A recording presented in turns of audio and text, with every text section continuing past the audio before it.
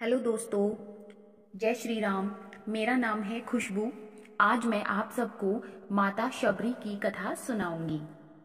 अगर आप मेरे चैनल पर नए हैं तो प्लीज़ मेरे चैनल को सब्सक्राइब करें और कथा अंत तक सुनें। चलिए शुरू करते हैं माता शबरी की कथा। बात भगवान राम के जन्म से पहले की है, जब भील आदिवासी कबीले के मुखिया अज के घर बेटी पैदा हुई थी। उसका नाम श्रमणा और दूसरा नाम शबरी रखा गया। शबरी की माँ इंदुमती उसे बहुत प्यार करती थी। बचपन से ही शबरी पशु पक्षियों की भाषा समझकर उनसे बातें करती और जब शबरी की माँ उसे देखती तो कुछ समझ नहीं पाती थी। कुछ समय बाद एक पंडित ने शबरी के परिवार को बताया कि वो आगे चलकर सन्यासी बन सकती है। इस बात का पता चलते ही शबरी के पिता ने उसका रिश्ता तय कर दिया। जैसे ही शादी का दिन नजदीक आया, शबरी के घर वालों ने खूब सारी बकरियां और अन्य जानवर घर के पास लाकर बांध दिए। एक दिन शबरी का माँ जब उसके बाल बना रही थी तो उसने माँ से पूछा, इतने सारे जानवर हमारे घर क्यों लाए गए हैं? माँ ने जवाब दिया, बेटी, तुम्हारा विवाह होने वाला है, इसीलिए हम लोगों ने इनका इंतजाम बलि के लिए किया है। तुम्हारी शादी के दिन ही बलि प्रथा होगी और फिर इनसे स्वादिष्ट भोजन बनाकर सबको परोसा जाएगा। यह सब सुनकर शबरी दुखी हो गई। काफी देर तक शबरी ने उन जानवरों को आजाद करने के बारे में सोचा। सोचते सोचते शबरी के मन में हुआ कि अगर ये जानवर यहाँ नहीं होंगे तो इनकी बलि रुक सकती है। ऐसा नहीं हुआ तो मेरे घर से कहीं चले जाने पर ही यह बलि रुकेगी। जब मैं ही नहीं रहूंगी तब न विवाह होगा और न ही बलि प्रथा। इससे मासूम जानवर बच जाएंगे। इसी सोच के साथ जानवरों को रखी गई जगह पर शबरी पहुंची। उसने सोचा कि उन्हें खोल देती हूँ, लेकिन वो ऐसा नहीं कर पाई। उसके बाद शबरी जंगल की तरफ भागने लगी। भागते भागते शबरी ऋषिमुख पर्वत पहुंच गई। वहां करीब 10,000 ऋषि रहा करते थे। शबरी को लगा कि वो भी इसी जंगल में किसी तरह ऋषि मुनियों की सेवा करके अपना जीवन जी लेगी। वो चुपचाप उसी जंगल में एक हिस्से में किसी तरह से रहने लगी। शबरी रोजाना ऋषि मुनियों की झोपड़ी के आगे झाड़ू लगाती और हवन के लिए लकड़ियां भी लाकर रख देती। ऋषि मुनियों को समझ नहीं आ रहा था कि जंगल में उनके काम अपने आप कैसे हो रहे हैं। एक दिन शबरी को किसी ऋषि ने देख लिया। उसे देखते ही उसका पूरा परिचय पूछा। जैसे ही शबरी ने बताया कि वो भील आदिवासी परिवार से संबंध रखती है तो उसे ऋषियों ने खूब डांट लगाई। शबरी को इस बात का बिल्कुल भी पता नहीं था कि उसकी जाति छोटी है और उसे ऋषियों द्वारा जाति की वजह अपमान सहन करना पड़ेगा। इतना सब होने के बाद भी शबरी हर ऋषि मुनि के दरवाजे पहुंचती और उनके आंगन में झाड़ू लगाकर उनसे गुरु दक्षिणा देने के लिए कहती। हर कोई शबरी को उसकी जाति की वजह से अपने आश्रम से भगा देता था। ऐसा होते होते काफी समय बीत गया। उसके बाद शबरी मतंग ऋषि की कुटिया में पहुंची। वहां पहुंचकर मतंग ऋषि को शबरी ने बताया कि वो उनसे गुरु दीक्षा लेना चाहती है। उन्होंने खुशी खुशी उसे अपने गुरुकुल में रहने दिया और भगवान से जुड़ा ज्ञान देते रहे। शबरी ने भी अपने गुरु मतंग ऋषि की सेवा करने में कोई कसर नहीं छोड़ी। वो गुरुकुल के भी सारे काम करती थी। शबरी से खुश होकर मतंग ऋषि ने उसे बेटी मान लिया था। समय के साथ मतंग ऋषि का शरीर बूढ़ा हो गया। उन्होंने एक दिन शबरी को अपने पास बुलाया और कहा, बेटी, मैं अपना देह त्यागना चाह रहा हूँ। बहुत साल हो गए इस शरीर में रहते रहते। शबरी ने दुखी मन से कहा, आपके ही सहारे मैं इस जंगल में रह पाई हूँ। आप ही चले जाएंगे तो मैं जीकर क्या करूंगी? आप अपने संग मुझे भी ले जाइए, मैं भी देह त्याग दूंगी। मतंग ऋषि ने जवाब दिया, बेटी तुम्हें चिंता करने की जरूरत नहीं है। राम तुम्हारी चिंता करेंगे और ध्यान भी रखेंगे। शबरी ने राम का नाम सुनने के बाद पूछा, वो कौन है और उन्हें मैं किस तरह से ढूंढूंगी? मतंग ऋषि ने बताया, राम कोई और नहीं भगवान हैं। वो तुम्हें सारे अच्छे कर्मों का फल देंगे। तुम्हें उन्हें ढूंढने की कोई जरूरत नहीं है।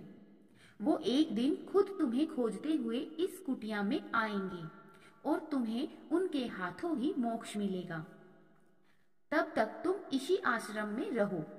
इतना कहते ही मतंग ऋषि ने अपना शरीर त्याग दिया। शबरी के मन में मतंग ऋषि के जाने के बाद से एक ही बात थी कि भगवान राम स्वयं उससे मिलने आएंगे। वो रोज भगवान राम से मिलने के लिए बाग से अच्छे अच्छे फूल लाकर पूरा आश्रम सजाती और भगवान के लिए बेर तोड़कर लाती। भगवान के लिए बेर चुनते हुए शबरी उन्हें चख लेती थी ताकि भगवान वो सिर्फ मीठे ही बेर दे। रोजाना शबरी इसी तरह भगवान के दर्शन की आस में फूल और बेर इकट्ठा करती रहती थी। इसी तरह इंतजार में कई साल बीत गए। शबरी का शरीर एकदम वृद्ध हो गया। एक दिन आश्रम के पास के ही तालाब में शबरी पानी पीने के लिए आई। तभी पास के ही एक ऋषि ने उसे अछूत कहते हुए वहां से भागने के लिए कहा और एक पत्थर मार दिया। वो पत्थर जब शबरी को लगा तो उसे चोट लगी और खून बहने लगा। बहते हुए खून की एक बूंद उसी तालाब के पानी में गिर गई। तभी पूरा तालाब का पानी खून में बदल गया। ये सब होता देखकर ऋषि ने शबरी को ही डांटा और कहा कि पापिन, तुम्हारी वजह से पूरा पानी खराब हो गया। रोज ऋषि उस पानी को साफ करने के लिए अपनी कई तरह की विद्याओं का इस्तेमाल करते। कई सारे जतन करने के बाद भी कुछ नहीं हुआ।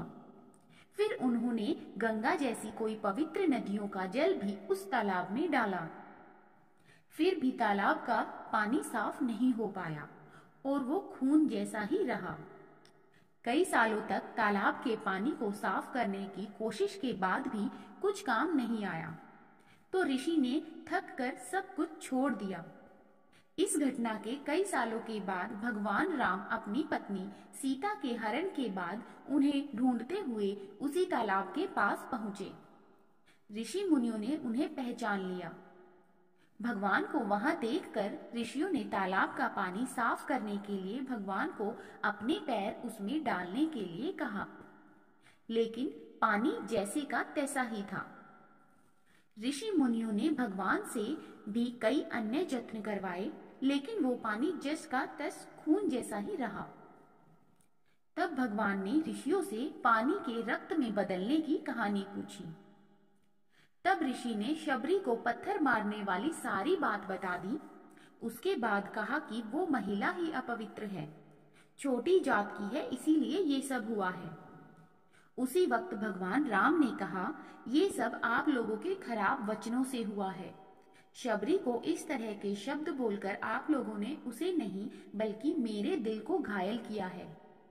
इसी घायल मन के रक्त का प्रतीक यह तालाब का लाल पानी है। आगे भगवान राम बोले, कहाँ है वो माई, मैं उनसे मिलना चाहता हूँ। तब तक शबरी उसी तालाब के पास पहुंच जाती है।